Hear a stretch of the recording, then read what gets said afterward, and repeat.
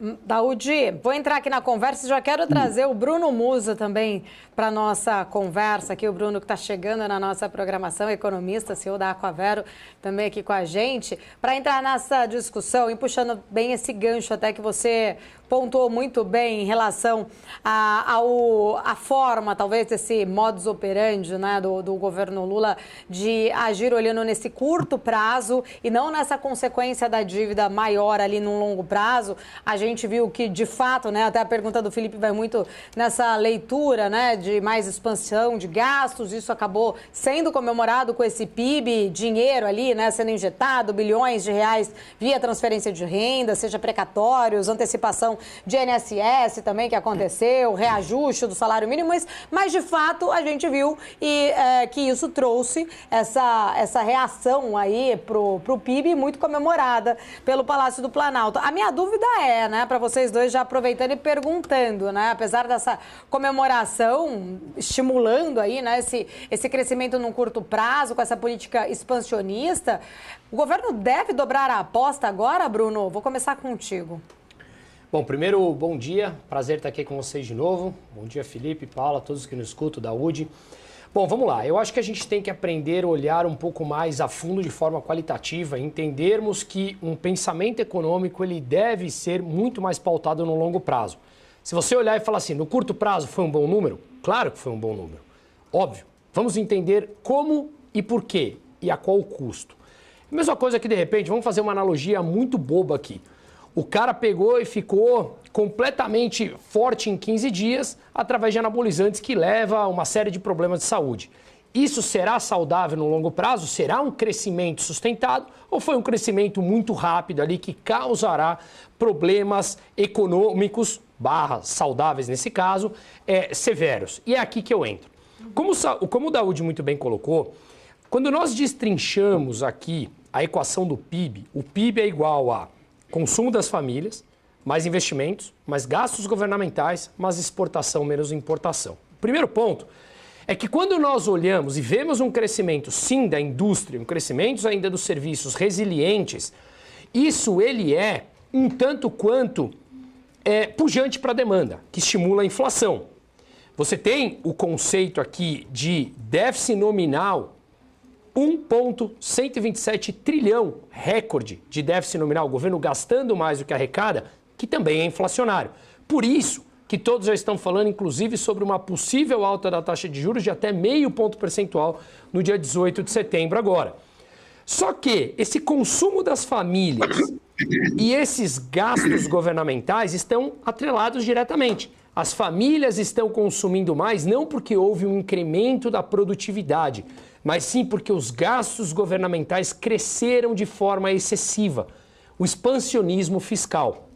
E aí muitos perguntam, ora Bruno, mas o salário cresceu acima da inflação, isso tem que ser bom.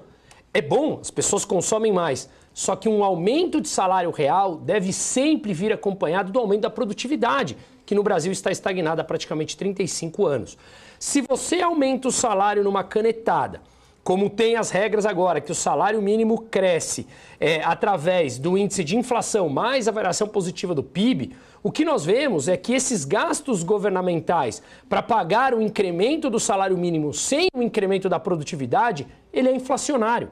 Quando ele é inflacionário, você coloca mais pessoas na pobreza. A inflação é o imposto mais perverso que tem. Então, de novo, o crescimento no curto prazo, olhando o número, ele é pujante? É importante? Sim. Só que ele foi feito através dos gastos governamentais. E isso tem um custo no médio prazo que, de novo, ele é inflacionário e prejudica justamente essas pessoas mais pobres. E, de novo, e vou finalizando aqui, os gastos de salário, o incremento do salário mínimo, ele é diretamente ligado à variação do PIB. Se o PIB cresce mais, vai crescer também o salário mínimo, que cresce os gastos dos servidores, que cresce os gastos dos pensionistas e aposentados. Tudo isso é mais gasto governamental quando o governo já está extremamente endividado, na máxima histórica, que é inflacionária. Por isso que mesmo com esse crescimento estão falando, a taxa de juros terá que subir muito mais. Porque analisando qualitativamente, volto naquele exemplo mais chucro. O cara tomou anabolizante, cresceu em 15 dias e isso não é sustentável se ele não mantiver um ritmo constante de aumento de produtividade. Importante ele entender, né, conseguir enxergar isso, né, o Bruno, muito bem colocado da UD. Queria ouvir sua opinião, né, justamente se você acha que o governo vai conseguir, de fato, ter uma leitura muito bem pontuada aqui, como o Bruno trouxe, ou ele deve continuar ali cegamente acreditando, né, nessa teoria de que gasto é vida e dobrar a aposta agora, daqui para frente. Daúde, eu acho que o seu microfone está multado. Vou pedir agora sim. Estou te ouvindo. Desculpa, pode falar. Não, tá. Acho que o pessoal tinha fechado aqui, tá certo. Obrigada. Pode continuar. Bruno, o Bruno, Paula, colocou muito bem. Boa tarde, Bruno. Bom dia ainda. Bom, o que o Bruno coloca é muito importante, né? Você provoca uma expansão dos gastos, né? Que você aumenta o meio circulante, você aumenta o consumo. Se você não tem a oferta, que no caso pode vir pela produtividade ou não, você não tem a oferta, você tem o fenômeno inflacionário, fenômeno econômico que é a inflação. Um descontrole entre oferta e demanda, ou vice-versa, né? Você pode ter a inflação vindo pela demanda ou vindo pela oferta. O que o governo acha, né, que eu não concordo, eu concordo com o Bruno, que isso vai se ajustar, né, que isso, você faz isso, mas lá para frente isso vai se ajustando, né? Você dá a largada, mas só que se você não cuidar desse anabolizante que o Bruno colocou, você vai definhar. Então, há um risco muito grande, né? Mas isso, Bruno, é característica do Lula, né? Eu, né, acompanhei muito o governo do Lula, ele é um animal político muito perspicaz, né? Ele vai ali em torno do seu objetivo. E qual é o objetivo dele? O poder. Agora, o que eu vejo é que não há por parte do Congresso, nós aqui discutimos isso, como você fez uma pontuação perfeita. Mas no Congresso nós não temos essa discussão, né? O Haddad vai conversar com os congressistas, ele encanta os congressistas, né? Pela questão social, né? Porque nós precisamos cuidar dos pobres, os pobres precisam. Mas é exatamente o que o governo quer, cuidar dos pobres e realmente. Agora, mas cuidar dos pobres com benefício é uma coisa, e cuidar dos pobres com emprego e geração de renda é outra coisa. E você não faz isso da noite para o dia. Isso são processos de longo prazo que levam até décadas, né? Você faz isso trazendo primeiro a expectativa de que você vai fazer isso para o mercado já ir colocando essa situação, né? Não com vulnerabilidade, porque o mercado não acredita nisso, né? Tem que provar. E o difícil é o governo provar que a sua intenção ela é positiva nesse sentido. Aí o mercado fica ressabiado, bolsa sobe num dia, cai no outro, dólar, né, atingindo o patamar aí difícil de conviver, já isso vai bater na inflação. Então é difícil o governo, né, com essa falta de gerenciamento que ele tem dessa situação. Não sei se eu fui claro nesse aspecto. Foi muito. Não, sempre claro, muito claro, por sinal. O tempo passando rápido aqui, eu quero agradecer. Obrigada pela sua presença. Sempre um prazer falar contigo. Até semana que vem. Obrigado, Paula, Felipe, Bruno. Foi um prazer estar aqui novamente com vocês. Um abraço a todos e aos nossos telespectadores. Obrigada, até mais. Grande Miguel Daúde, trazendo aí análises importantes. Ô Bruno, até trazendo aqui ainda um pouco nessa discussão, quando a gente fala muito em relação à questão fiscal ou, né, esse ímpeto mais expansionista, o aumento da dívida, né, que isso pode acabar gerando lá na frente, sempre volto para aquela questão do tão sonhado degrau ali que o investidor brasileiro espera um dia subir novamente, alcançar, que é olhando para as agências de classificação de risco, né, de receber ali, de fato, possibilidade do Brasil receber uma nota de crédito para investimentos. Cada vez mais que a gente olha para uma dívida maior, esse degrau vai ficando mais alto, mais distante, talvez a pernada fica, né, mais difícil de ser ali alcançada.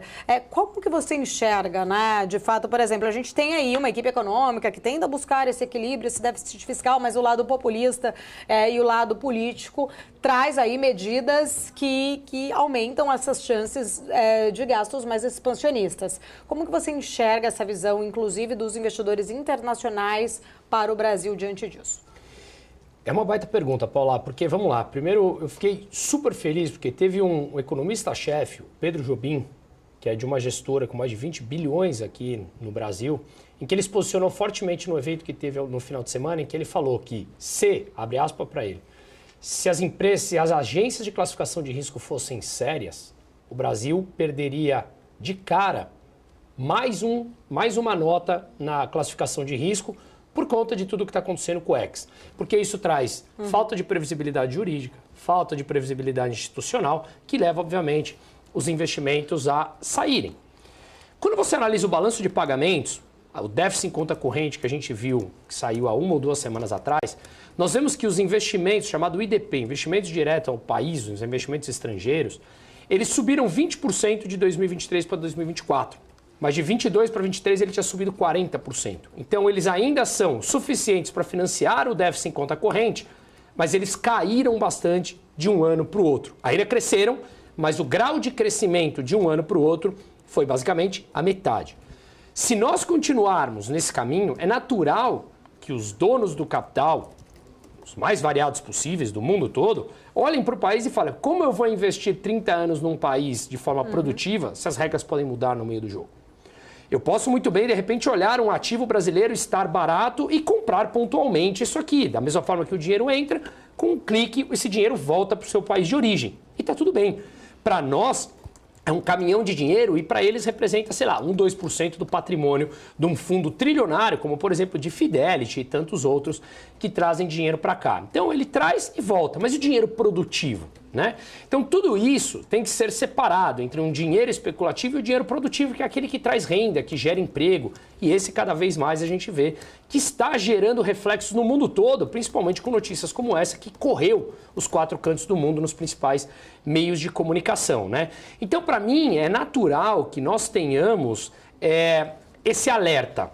E, claro, com uma mentalidade que nós temos hoje, ou melhor, não nós, o governo tem, de ser um gasto expansionista, o governo gastar mais, intervir mais na economia, injetar mais dinheiro para o consumo no curto prazo e fazer um crescimento curto-prazista, faz com que a gente seja o eterno país do voo de galinha. Cresce um pouco e cai, cresce um pouco, cai. Só que com a dívida aumentando exponencialmente. Os gastos, as despesas públicas cresceram nos últimos 12,5%, em termos reais contados a inflação, 13,5%. As receitas cresceram 9,5% com todo o esforço de aumento de imposto.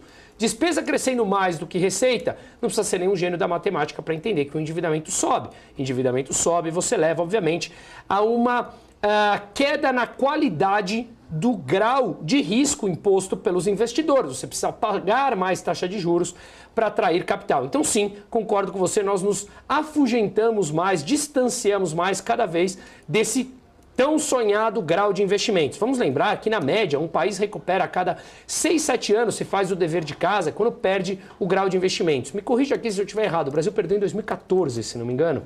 Nós estamos falando já de 10 anos e estamos cada vez mais nos distanciando mais desse grau de investimento. E por que é importante? A Gleisi Hoffmann deve aparecer daqui a pouco e falar, mas os pobres não comem grau de investimentos. Mas o grau de investimento é aquele que permite que grandes fundos aportem dinheiro no país. Entra capital, isso valoriza o real frente ao dólar, que mantém a inflação mais controlada, que mantém o poder de compra, especialmente dos mais pobres, maior, e uma geração de renda e empregos por parte das empresas. Nós estamos cada vez mais nos distanciando, mesmo tendo um resultado do PIB, como eu falei, anabolizado no curto prazo por gastos governamentais. Vamos debater mais sobre este tema, só rapidinho aqui trazer o